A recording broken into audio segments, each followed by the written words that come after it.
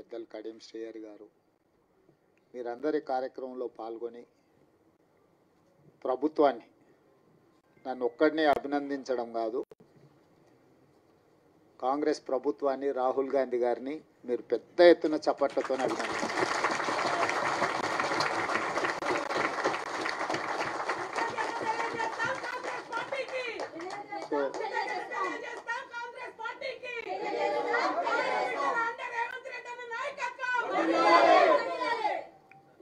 నేను ఎందుకు ఈ మాట చెప్తున్నా అంటే మన నాయకుడు రాహుల్ గాంధీ గారు పట్టుదలతోని లేకపోతే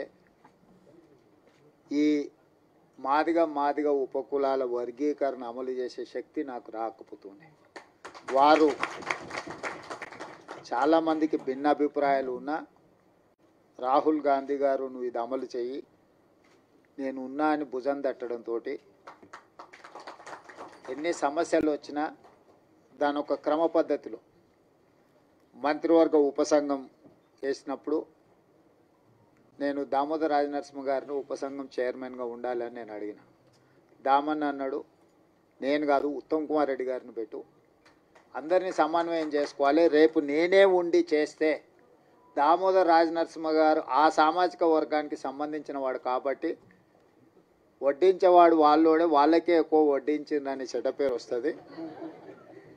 అట్లా కాకుండా మా న్యాయమైన హక్కు ఎవరిచ్చినా మాకు తప్పకుండా ఇస్తారు కాబట్టి ఉత్తమ్ కుమార్ రెడ్డి గారిని చైర్మన్గా పెట్టు అని వారు సూచన చేశారు. ఉత్తమ్ కుమార్ రెడ్డి గారిని చైర్మన్గా పెట్టి దామన్నను కో చైర్మన్గా పెట్టి పొన్నం ప్రభాకర్ గారిని, సీతక్కను, అదేవిధంగా శ్రీధర్ బాబు గారిని అందరినీ కమిటీలో వేసి మల్లు రవి గారిని కూడా ఈ కమిటీలో పెట్టి 6 సార్లు సమావేశం చేసిన తర్వాత ఇది 7 మంది న్యాయమూర్తులు ఇచ్చిన జడ్జిమెంటు. పరిపాలన పరంగా మనం ఎంత విశ్లేషించినా న్యాయపరంగా కూడా దీన్ని విశ్లేషించాలి. భవిష్యత్తులో న్యాయపరమైన చిక్కులు మళ్ళీ రాకూడదు. దీనికి శాశ్వత పరిష్కారం చూపించాలి. శాశ్వత పరిష్కారం చూపించాలంటే 1 మ్యాన్ కమిషన్ ఏర్పాటు చేయాలని చెప్పి వారు సూచన చేశారు. 1 మ్యాన్ కమిషన్ విషయంలో కూడా చాలా రకాలుగా ఆలోచన చేసినాం, వీళ్ళని వేద్దామా వాళ్ళని వేద్దామా అని. ఎవరిని వేసినా ఏదో ఒక అనుమానమో ఏదైనా అంశాలలో ఏదైనా ఆపాదిస్తే అది ఇబ్బందికరం అవుతుందని షమీమ్ అఖ్తర్ అత్యంత నిజాయితీపరుడు, ఈ వర్గాల ఏ వర్గాన్ని కూడా ఏ వైపు తీసుకోవాల్సిన అవసరం లేనివాడు. అతన్ని హైకోర్టు జడ్జిగా రిటైర్ అయితే వారిని 1 మ్యాన్ కమిషన్ జ్యుడిషియల్ కమిషన్ జడ్జిగా వారిని నియమించి 59 ఉపకులాలను ఏ రకంగా వర్గీకరించాలి, రోస్టర్ విధానం ఎట్లా ఉండాలి ఏందని చాలా లోతు విశ్లేషించి 59 కులాలకైనా 199 పేజీల ఒక విశ్లేషణ మొత్తం ఇచ్చిండు. ఒక్కొక్క సామాజిక వర్గము ఇప్పటి వరకు ఒక డాక్టర్ కానీ ఒక చిన్న గ్రాడ్యుయేట్ అయిన కాని ఉన్నాయి, ఓ చిన్న డాక్టరో లేకపోతే ఒక గెజిటెడ్ ఆఫీసర్ ఉద్యోగం రాని వర్గాలు చాలా ఉన్నాయి. వాటి ఒక్కొక్కరిని విశ్లేషించుకుంటూ 199 పేజీల ఒక నివేదిక తయారు చేస్తూ ఈరోజు ఎస్సీ 15% రిజర్వేషన్లను గ్రూప్ 1కు 1%, గ్రూప్ 2కి 9%, గ్రూప్ 3కి 5%, ఏ గ్రూపులలో ఎవరెవరు ఉండాలనో కూడా విశ్లేషించాను. ఈరోజు మా సోదరులు మా లక్ష్మణ్ 9 అంటున్నాడు. 9 కాదు, పావు తక్కువ 10 మీకే ఇచ్చింది. ఎందుకంటే అతి తక్కువ జనాభా ఉన్న వాళ్ళు ఎన్నడూ ఏ అభివృద్ధి ఫలాలు ఆశించని వాళ్ళని గ్రూప్ 1లో పెట్టాం. తర్వాత మోడరేట్గా కొంచెం పర్వాలేదు అనుకున్న వాళ్ళని గ్రూప్ 2లో పెట్టుకున్నాం. సిగ్నిఫికెంట్గా బెనిఫిట్ అంటే కొంచెం మెరుగైన ఫలితాలను సాధించుకున్న వాళ్ళని గ్రూప్ 3లో పెట్టుకున్నాం. సో గ్రూప్ 1 అండ్ గ్రూప్ 2లో ఉన్నది మొత్తం మాదిగ ఉపకులాలకు సంబంధించిన వాళ్ళే ఉన్నారు. వాళ్ళకు సంబంధించి పావు తక్కువ 10% రిజర్వేషన్ ఈరోజు మీకు అందుబాటులోకి వచ్చింది. ఇది ఎవరికి వ్యతిరేకం కాదు, మీకు జరిగిన అన్యాయాన్ని సరిదిద్దే ప్రయత్నం ఇది. ఈ సరిదిద్దే ప్రయత్నం చట్టపరంగా న్యాయపరంగా సుప్రీంకోర్టు నుంచి మొదలు పెడితే 1 మ్యాన్ కమిషన్ వరకు మీ పట్ల సానుభూతితో ఉండడం, ప్రధానంగా కాంగ్రెస్ పార్టీ రాహుల్ గాంధీ గారు ఎట్టి పరిస్థితుల చేయాలన్న ఆలోచన ఉండడం, దాన్ని వేగంగా నేనున్నా కాబట్టి మీకు అమలు చేసిన.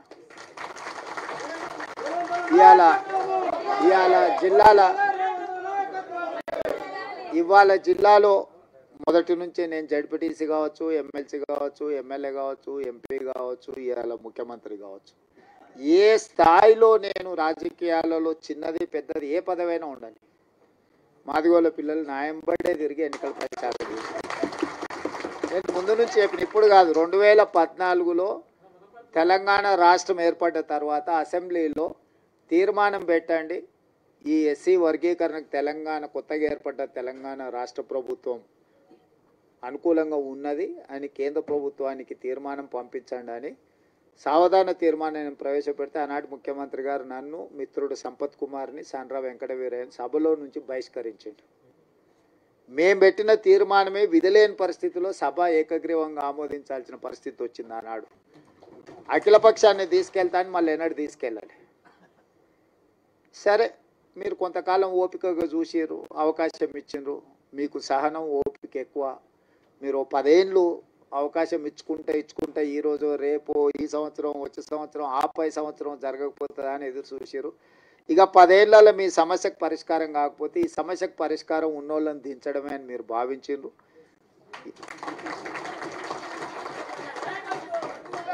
మీరు అవకాశం ఇస్తే మొదటి సంవత్సరంలోనే సుప్రీంకోర్టులో జడ్జిమెంట్ వచ్చిన, సుప్రీంకోర్టులో కేసులు సంవత్సరాల కొద్ది వాయిదా పడుతుంటే నేను అయిన తర్వాత దామన్నని పిలిచిన, మన ఎమ్మెల్యేలు అందరిని పిలిచిన, అక్కడ సుప్రీంకోర్టులో కేసు వాయిదాలు పడుకుంటూ పోతుంది, ఇంకా దీన్ని వాయిదాలు వేయడానికి వీలు లేదు, మనమే ప్రత్యేకంగా ప్రభుత్వం నుంచి ఉద్దండులైన న్యాయవాదులను నియమిద్దామన్నా, నువ్వు ఢిల్లీకి వెళ్ళు, ఎమ్మెల్యేలు అందరిని తీసుకొని అని చెప్పి వేముల వీరేశాన్ని, మందుల శామెల్ను, గవ్వంపల్లి సత్యనారాయణ, లక్ష్మణ్ని, అందరినీ ఎమ్మెల్యేలు అందరినీ దామన్నకు తోడిచి ఒక కమిటీ లాగా ఢిల్లీకి పంపించి మన సిద్ధార్థ్ లూత్రాను, అభిషేక్ సింఘ్వీని, వీళ్ళందరినీ న్యాయవాదులను అందరినీ మన తరఫున సుప్రీంకోర్టులో బలంగా కేసును బెంచ్ మీదకి తీసుకొచ్చి బలంగా వాదనలు వినిపించినాం. ఎందుకు వర్గీకరణ చేయాలని దాని మీద. పంజాబ్ వర్సెస్ యూనియన్ ఆఫ్ ఇండియాలో ఉన్న కేసు చాలా ఏళ్ళ నుంచి పెండింగ్ ఉంది. దీంట్లో మీరు అందరు పిల్లలు చాలామంది చదువుకున్న వాళ్ళు ఉన్నారు. ఏళ్ళ కొద్దీ వాయిదాలు పడుతున్నదాన్ని 7 మంది న్యాయమూర్తులు ఒక దగ్గర కూర్చోవడం అంత తలకగా పని కాదు. ఒకరు కూర్చునుడే కష్టం ఉంది. ఇవాళ రేపు 7 మంది ఒక్కసారి ఇట్లా లైన్గా కూర్చొని మీ వాదనలు వినాలంటే కంటిన్యూస్గా వాదనలు వినిపించి సుప్రీంకోర్టును మెప్పించి సుప్రీంకోర్టులో జడ్జిమెంట్ తీసుకొచ్చి ఆ జడ్జిమెంట్ని ఏ రాష్ట్రం ఈ దేశంలో అమలు చేయలేదు. ఏ రాష్ట్రం, ఏ కేంద్ర ప్రభుత్వం. ఇవాళ మా సోదరుడు ఎక్కడైతే మద్దతు పలుతుండో, నాకు మంచి మిత్రుడు ఆయన, నాకేం విభేదాలు, నేను మళ్ళీ మీరు ఎవరైనా అనుకున్నారు, కృష్ణమాదిగతో నాకు పర్సనల్ రిలేషన్ చాలా గొప్పగా ఉంది. ఆయనతో నాకు ఏం చిన్న ఎంట్రకాంత కూడా మాకు భిన్నాభిప్రాయాలు. కాకపోతే నాకంటే ఆయన కిషన్ అన్నను, మోడీని ఎక్కువ నమ్ముతుండు. కానీ వాళ్ళ ప్రభుత్వాలు ఉన్న దగ్గర కూడా ఎక్కడ అమలు చేయలే. ఎక్కడ కూడా ఏ రాష్ట్రంలో అన్న వాళ్ళ ప్రభుత్వం ఉన్న కానీ ఇన్ని రాష్ట్రాలలో వాళ్ళ ప్రభుత్వం ఉందేనని చేసిరా. కానీ నేనేందంటే ఈ వర్గాలకు అన్యాయం జరిగింది, ఇక నేను ఉన్నప్పుడు కూడా న్యాయం చేయకపోతే వీళ్ళకి ఎవ్వరు న్యాయం చేయరని నేను బలంగా నమ్మిన. అందుకే ఇంకెవ్వరు ఏమన్నా అనుకొని ఎవరు ఏమన్నా తెచ్చుకొని ఈ జాతికి న్యాయం చేయాలనుకున్న పట్టుదలతోని దాన్ని పక్కడబందిగా అన్ని రకాలుగా చేసుకుంటూ వచ్చి నేను అసెంబ్లీలో బిల్లు చేసి, అంతకంటే ముందు ప్రొఫెసర్ కాసిము వాళ్ళు వచ్చి నాతో అడిగిన. అంటే నేను చెప్పిన, మీకు బిల్లు కావాలన్నా ఆడావిడి కావాలన్నా అని. మాకు బిల్లు కావాలి సార్ అన్న. బిల్లు కావాలంటే దీనికి ఒక ప్రాసెస్ ఉంటుంది. పిల్లగాడు ఎంత తెలుగులో చదువైనోడైనా వాడు సంవత్సరం చదివినాకనే పరీక్షలు పెడతాం కదా. దీనికి కూడా ఈ ప్రాసెస్ కూడా ఒక పద్ధతి ఉంటుంది. అసెంబ్లీ కానీ లేకపోతే క్యాబినెట్ కానీ కమిషన్ కానీ రిపోర్ట్ కానీ దాన్ని చట్టం రూపొందించాలి. చట్టంలో లొసుగులు ఉండొద్దు. మళ్ళీ దాన్ని చట్టం చేసినాక మళ్ళీ దాన్ని ఎవరో ఒకరు దాంట్లో ఏదో ఒకటి ఎతికి కోడిగుడ్డు మీద ఈకలు వీకినట్టు ఏదైనా చేస్తే అది మళ్ళీ మొదటికి వస్తే ఇంక మళ్ళీ ఎప్పటికీ ఇది అపరిష్కృతమైన శాశ్వత సమస్య ఉంటుందని చెప్పి దాన్ని పక్కడ్బందీ చేసి దాన్ని మొత్తం దామన్నను ముందలు పెట్టి వెనకంగా మేము అందరం ఉండి మిగతా వాళ్ళందరినీ సమన్వయం చేసుకుంటూ నేను సభలో కూడా అందరినీ కూడగట్టి ఎవరు కూడా దీన్ని వ్యతిరేకించే సాహసం చేయలేదు. ఎవరిని కూడా వ్యతిరేకించనీయకుండా వ్యవహారం నడిపినాం. ఎందుకంటే దీన్ని అందరి ఆమోదంతో ముందుకు తీసుకెళ్తున్నాను ఒక అభిప్రాయం ఇవ్వడం ద్వారా మాదిగ ఉపకులాలు ఎవ్వరికి అన్యాయం చేస్తలేరు. వీళ్ళు వాళ్ళ న్యాయమైన హక్కు కోసమే వాళ్ళు ప్రయత్నం చేస్తున్నారు అనే ఒక విస్తృత అభిప్రాయాన్ని కల్పించడం కోసం ప్రభుత్వం పూర్తిగా ప్రయత్నం చేసింది. ఇవాళ దాన్ని సాధించుకున్నాం. నేను ఆయల అసెంబ్లీలో చెప్పిన దీన్ని కొలిక్కి తెచ్చే వరకు ఏ నోటిఫికేషన్ ఇవ్వనని. ఆయలటి నుంచి ఇవాళ వరకు ఒక్క నోటిఫికేషన్ కూడా ఇవ్వలే. ఎందుకంటే నాకు కూడా దీన్ని ఏదో ఒకటి తేల్చాలి. ఎన్నేళ్ళు 30 ఏళ్ళ నుంచి 35 ఏళ్ళ నుంచి ఇది సిక్కుముడై జటిలం అయిపోయి ఇది సమస్యగా తయారవుతుంది. దీనికి ఒక పరిష్కారం చూపిస్తే చరిత్రలో ఎప్పుడైనా చిన్న సాయం చేస్తేనే మీరు ఎక్కువ గుర్తుపెట్టుకుంటారు. పూట ఇంత అన్నం పెడితే కూడా 10 ఏళ్ళు 20 ఏళ్ళు ఈ జాతి నమ్మకంగా ఎంబడి నడుస్తుంది. ఓ పూట భోజనం పెడితే కూడా నమ్మకంగా నడుస్తారు. గ్రామాలలో మాకు తెలుసు. ఎందుకంటే పొలంకాడు మీకు మాకే కాదు ఉన్నది సంబంధం అంతా. బాయికాడ ఏదైనా ఉన్నది మీకు మాకే సంబంధం కాబట్టి మీ గురించే నాకు పూర్తిగా అవగాహన.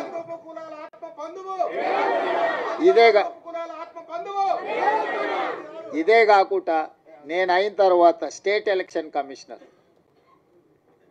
ఇస్మాయిల్ పుల్లయ్య గారి కూతురు రాణి కుమిదిని మాదిగ ఆడబిడ్డని నేను వేసిన. 100 ఏళ్ళ హిస్టరీ ఉన్న ఉస్మానియా యూనివర్సిటీకి 100 ఏళ్ళ నుంచి ఏ దళితుడు కాలే. మొదటిసారి దళితుని, అది మాదిగలకు సంబంధించిన కుమారుని ఇలా ఉస్మానియా యూనివర్సిటీ వైస్ ఛాన్సలర్ చేసిన. ఉస్మానియా యూనివర్సిటీ ఆర్ట్స్ కాలేజ్ ప్రిన్సిపల్గా ప్రొఫెసర్ కాసిమ్ని ఈరోజు మన ప్రభుత్వాన్ని నియమించింది. అదేవిధంగా దామన్న సరే ఆయన డిప్యూటీ సీఎంగా చేశారు, ఇవన్నీ చేశారు. లక్ష్మణ్ని విప్పుగా చేసినాం. అదేవిధంగా మనము రాజీవ్ గాంధీ IIIT బాసరకు మనం మాదిగా వైస్ ఛాన్సలర్ని మనం నియమించుకున్నాం. పబ్లిక్ సర్వీస్ కమిషన్లో పాల్వాయి రజనీ కుమార్ని ఈరోజు మెంబర్గా మాదిగా ఆడబిడ్డని ఈరోజు విద్యా కమిషన్ వేస్తే చారగొండ వెంకటేష్ని వేసినాం. ప్రొఫెసర్ పురుషోత్తం గారిని రిటైర్ అవ్వగానే ఇమ్మీడియట్గా హయ్యర్ ఎడ్యుకేషన్లో వైస్ చైర్మన్గా నియమించుకున్నాం. అదే సరే సీఎం ఆఫీస్ సరే టికెట్ల విషయంలో సరే అంటే నేను ఎందుకు ఇవన్నీ మీకు చెప్తున్నా అంటే గతంలో మీకు చిన్న అవకాశం రావడానికి చాలా కష్టం ఉండే. ఇవాళ state election commissioner, Osmania university, Rajiv Gandhi IIIT, higher education, విద్యా కమిషన్, పబ్లిక్ సర్వీస్ కమిషన్, ఎక్కడైనా నాకు ఏ అవకాశం వచ్చినా ఎవరు ఏమని అనుకొని వీళ్ళకి ఈసారి చేయాల్సిందే అని చెప్పి అవసరమైతే మా వాళ్ళని పక్కన పెట్టి కూడా మీ వాళ్ళకి చేసిన. ఎందుకంటే మీకు నష్టమైంది కాబట్టి వీళ్ళందరినీ మేలు చేయాలి, మేలు చేస్తే ప్రయోజనం ఉంటుంది, మీరందరూ బాగుపడాలని నా సూచన ఒక్కటే, అవకాశం వచ్చినప్పుడు నిలబెట్టుకోండి, దాన్ని 10 మందికి సాయం చేయడానికి ఉపయోగించండి. మన వాళ్ళకి ఏమవుతుందంటే మీకైనా మాకైనా రాగానే జర పుర్సత్ అయిపోతాం, మనం జర రిలాక్స్ అయిపోతాం, జర దావతులకు గీవతులకు ప్రాధాన్యత ఇస్తాం. దాంతో ఏమవుతుందంటే చూసినావా వీళ్ళకి అవకాశం ఇస్తే నిలబెట్టుకోలేదు, వీళ్ళకి అవకాశం ఇస్తే గిట్ల చేసిరు, వీళ్ళకి అవకాశం ఇస్తే గట్ల చేసిరు అని ఎదురుగున్న వాళ్ళు మన వెనకంగా మాట్లాడుకుంటారు. అందుకోసం నేనేమంటున్నట్టు ఈ అవకాశం వచ్చిన వాళ్ళు కానీ రేపు భవిష్యత్తులో ఈ ఉద్యోగాలలో డాక్టర్లుగా, లాయర్లుగా, ఇంజనీర్లుగా, ఐఏఎస్లుగా, ఐపీఎస్లుగా మన పిల్లలు ఎవరైనా చివరికి హోంగార్డ్ కానీ కానిస్టేబుల్ కానీ 10 మందికి సాయం చేసేటట్టు మనం దీన్ని నిలబెట్టుకుంటే ఏమవుతుందంటే ఇంకో 10 అవకాశాలు వస్తాయి. మనం అవకాశం ఇచ్చినప్పుడు దీన్ని సరిగ్గా మనము ప్రజల ముందర కొంచెం మన గౌరవం పెరిగేటట్టు మనం వివరించకపోతే ఏగ వీళ్ళకి ఇస్తే గింతేనా, వీళ్ళు మారరు, వీళ్ళు గిట్లనే ఉంటారు అంటే నేను జర ఓపెన్ అయ్యి చెప్తున్నా, మీతో ఎందుకు చెప్తున్నానో దీన్ని అర్థం చేసుకోరి. అంతా బాగుందని చెప్పి మీకు చేతులు కలిపి ఫోటో దిగి పంపొచ్చు, కానీ దానివల్ల పూర్తి స్థాయి ప్రయోజనం లేదు. మనకి ఏ అవకాశం వచ్చినా దాన్ని నిలబెట్టుకొని అరే వీళ్ళకి ఇస్తే సమర్థులే, బాగా చేస్తారు, 10 మందికి ఉపయోగపడతారు, జర పద్ధతి మీద ఉంటారని మనం నిరూపించుకుంటే ఏమైందంటే ఇంకో 10 అవకాశాలు కొత్త వాళ్ళకి వస్తాయి. మనం దాన్ని ఆ అవకాశాన్ని మనం సరిగ్గా ఒడిసి పట్టుకోకపోతే ఏమవుతుందంటే ఎక్కడో ఒక దగ్గర ఏ ఇళ్ళకి ఇస్తే గిట్టనే చేస్తారా అని మీకు మాకు ఆ చెడ్డ పేరు రావద్దు. అందుకోసమని ఇచ్చిన అవకాశాలు వీడు ఇచ్చిన వాళ్ళకే కాదు, రేపు వచ్చే అవకాశాలలో ఏ ఉద్యోగం వచ్చినా ఎవరన్నా మనోళ్ళు వస్తే కూర్చోబెట్టి మర్యాద ఇచ్చేవాళ్ళు పని ఉంటే చేసి పెట్టురు, లేకపోతే వాళ్ళకు సలహా ఇయ్యరు. ఒకసారి వాళ్ళకి తెలియదు పాపం, ఎక్కడి నుంచో కింద నుంచి కష్టపడి వస్తాడు, వాళ్ళకి తెలియక ఏదన్నా అట్లా ఇట్లా కొంచెం మాట్లాడతారు, వాళ్ళు కూర్చోబెట్టి మాట్లాడేది నేర్పాలి, పని ఎట్లా చేసుకోవాలో నేర్పాలి, ఈ పని ద్వారా 10 మందికి ఎట్లా మనము సాయం చేయాలో కూడా వాళ్ళకి కొంచెం ఓపిక తెచ్చుకొని నేర్పాలి. మేము అయిపోయినాం కాబట్టి మేము ఇంకా మిగతా వాళ్ళకి మేము పెద్దగా చెప్పము అనే విధానం మనకు ఉండొద్దు. ఎందుకంటే ఇది ఒక గొప్ప అవకాశం. ఈ గొప్ప అవకాశాన్ని 10 మందికి ఉపయోగపడే విధంగా చేయండి. ఏది ఉన్నా నేను ఉన్నంత వరకు మీ ఓడే ఉన్నాడు అనుకోండి కుర్చీలో. ఎందుకు చెప్తున్నా అంటే నాకేం ఇంటికి తీసుకుపోయేది ఏంది లేదు. నేను ఏది నా ఇంటికి తీసుకుపోను. 10 మంది ఇబ్బందులు ఉన్న వాళ్ళకి సాయం చేయడానికి నేను ఉన్నా. నాకు పేరు తప్ప ఇంకేంది లేదు. అరే నన్ను కనిపిస్తే మీరు నమస్కారం పెడితే నాకు సంతోషం అవుతుంది. గతే అరే మా కన్న చేసి నమస్తే అన్న, నన్ను గుర్తుపడకపోయినా నేను మిమ్మల్ని గుర్తుపడకపోయినా నమస్తే పెడితే నేను చేసిన పనికి నాకు సంతోషం కలుగుతుంది. నేను అంతమించి మీ నుంచి ఏం ఆశిస్తలేదు. ఆయన సతీష్ మాదిగా నేను పొట్టేలు కోసి దావతీయమని కూడా నేనేం అడుగుతలేదు. ఆయన కూడా అప్పుడప్పుడు చెప్తుంటా కానీ వినడు, అప్పుడు అట్లా ఇట్లా చేస్తుంటాడు. ఆయన దృష్టిలో పెట్టుకొని ఇప్పటి దగ్గర చెప్పిన, సిలక్కి చెప్పినట్టు చెప్తినరా నాయన నీకెందుకు నేను ఉన్నా కదా అని అంటే ఉన్నట్టు ఉంటాడు, అప్పుడే అట్లా పోయేస్తాడు.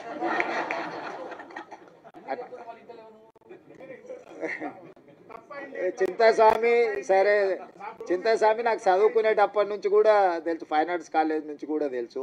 మన వాళ్ళకి ఏంటంటే ఆవేశం ఎక్కువ, కొంచెం ఆలోచన తక్కువ చేస్తారు. ఆవేశంలో ఆలోచన రాదు ఎవరికైనా నాకైనా మీకైనా ఎవరికైనా. ఆవేశంలో తీసుకున్న నిర్ణయం అక్కడికి రాదు. ఆవేశాన్ని తగ్గించండి, ఆలోచన వెంచూరి, వచ్చిన అవకాశాన్ని సద్వినియోగం చేసుకొని ఈ ప్రభుత్వం మీకు అండగా నిలబడుతుంది. మీ మంచి కోసం పనిచేస్తే మీ వెల్ఫేర్ కావచ్చు, మీ డెవలప్మెంట్ కావచ్చు, పిల్లలకి చచ్చిపోయిన వాళ్ళు లేకపోతే బాధితుల కుటుంబాలకి ఇంతకుముందే ఇచ్చిండ్రు. బుడగ సంఘాల నుంచి వీళ్ళందరికీ ఇల్లు లేని వాళ్ళు ఉన్నారు, అందరికీ ఈసారి ఇల్లు ఇచ్చే బాధ్యత నాది. మీ అందరినీ మీ వెల్ఫేర్ కోసం, మీ డెవలప్మెంట్ కోసం, మీ ఎడ్యుకేషన్ కోసం పర్ఫెక్ట్గా గవర్నమెంట్ చేస్తుంది. ఓ రోజు ఆలస్యం కావచ్చు, నాకు 100% ఇవ్వాలని ప్రేమ ఉన్న ఓసారి అవకాశం రాదు.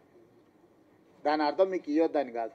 దానికి కొంచెం ఓపిక, కొంచెం వ్యవహారం, కొంచెం పద్ధతి మీద మనం చేసుకుందాం.